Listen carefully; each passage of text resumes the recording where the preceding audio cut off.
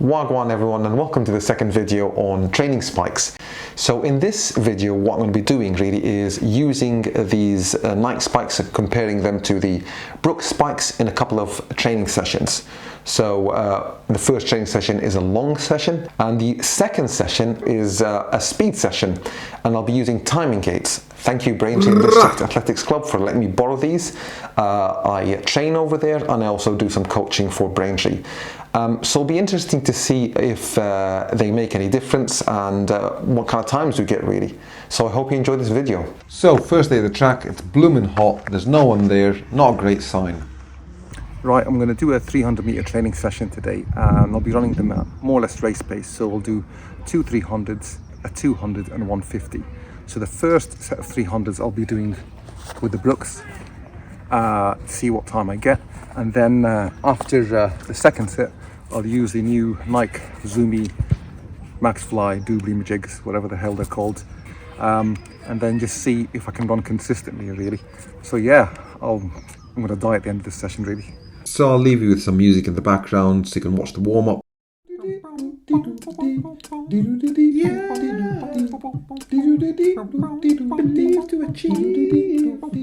Now I'm just messing with you, just really doing some strides and skips and dynamic stretches, all kind of sprint related warm-ups really. Okay, so now that the warm-ups are done, right, time to put these bad boys on. Zew, zew. Fit nicely, not too tight. Right, well this flyweave malarkey, let's see, I'm going to do a single knot because apparently they're supposed to not undo and I double knot, so we'll see if they're worth their weight in gold or whatever. Not that these spikes are expensive because of stupid flyweave doubly jig. Cool. So after I put the spikes on, I do some strides which are 70% runs just to warm the legs up, and you'll never guess what happened. Come on, done already. That's my training buddy Harry laughing in the background. Yeah, look, have fun. Yeah, so much of the flyweave. I'm double knotting these mother truckers. Feel a bit odd actually. Right, time for this because this is going to be a, I don't want to swear, but a messed up session. And I need this for really the second 300. So that's a high carb, fast acting energy gel pack to try and get me through the session on that day really.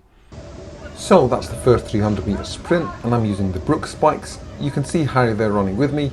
He normally would be ahead of me, but he'd only just come back into training, so he wasn't up to full fitness when we did that session. So yeah, I felt really strong on that first run. If anything, I went a bit too quick.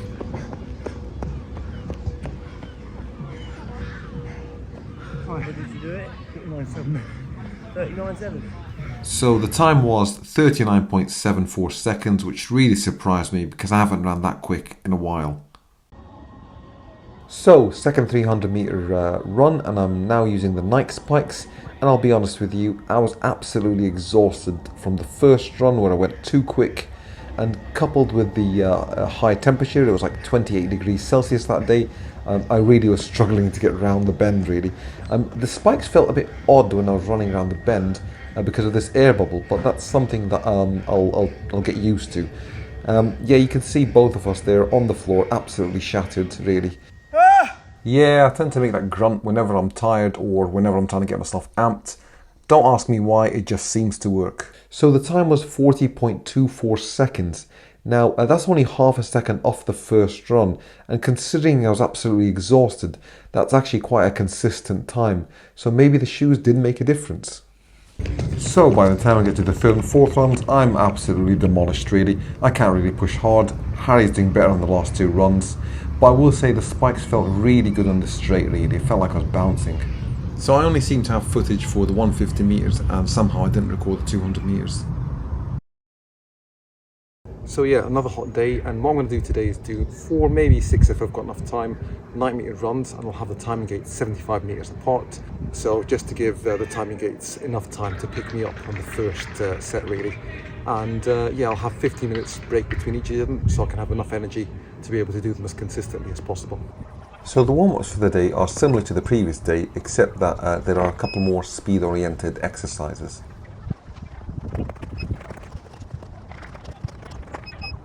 Power!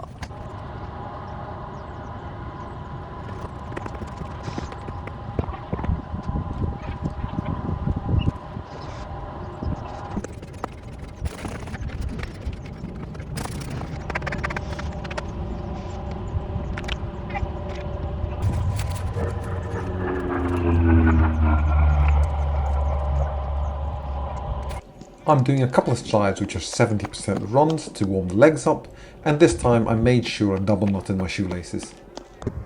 Now, to be able to run between the timing gates as consistently as possible, I'm doing 3 30-meter sprints at 100% effort to try and get the body activated.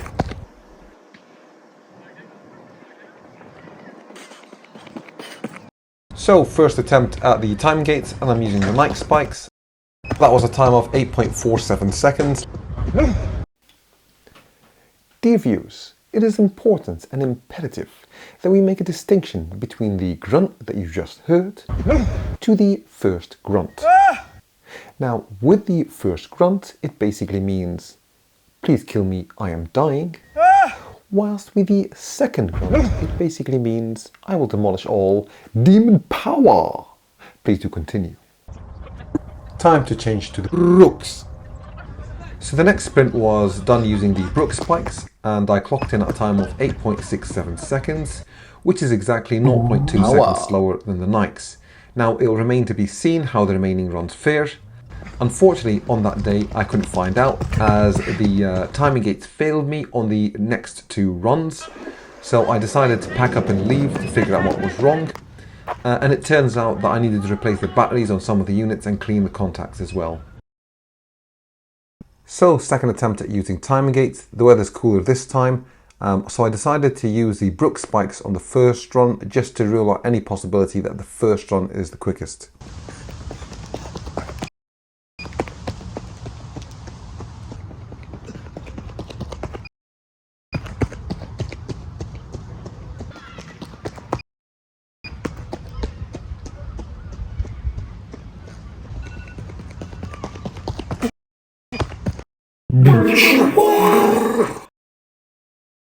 So, to sum up the runs that I ran over the 2 days, I first ran with the Nikes and I got a time of 8.47 seconds. And then I went with the Brooks and I got 8.67 seconds.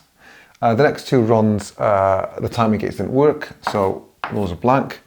So I came back the following day and I ran the first run this time with the Brooks and I got a time of 8.75 seconds. Then the Nikes, I ran 8.62 seconds. And then the Brooks, I got 8.72 seconds. And then finally with the Nikes, and I got 8.36 seconds. So on average, the Nikes were 0.23 seconds quicker. And if we compare the 2 fastest times from the Nikes and the Brooks, the Nikes were 0.31 seconds quicker. So clearly over the 2 days that I did the runs, the night times were significantly quicker over a period of 75 meters. There are a number of factors that come into play, but the Nikes did consistently show that they were quicker. So to summarise how the Nike spikes felt during training, when I did the 300 meter session, they felt a bit odd on the bend because of the air zoom bubble, but that's something I'm sure I'll get used to soon. They felt really good on the straight because I felt like I was bouncing, and that seemed to translate when I used the timing gates, where the Nikes were consistently quicker than the Brooks. Now there are a number of factors to take into consideration, but on the test that I did, the Nikes were consistently quicker. Now the only way we'll be able to tell how quick the Nike spikes are is by competing really, and then comparing them against other spikes. Now I won't be using the Brooks because I'm now convinced that the Adidas are quicker than the Brooks. So what I'm going to do in the next video is do a few competitions using the Nike spikes and then using the Adidas spikes and seeing what times we get really. So I hope you enjoyed this video, and it'll be interesting to see how quick these Nike spikes compare to the Adidas on the next one.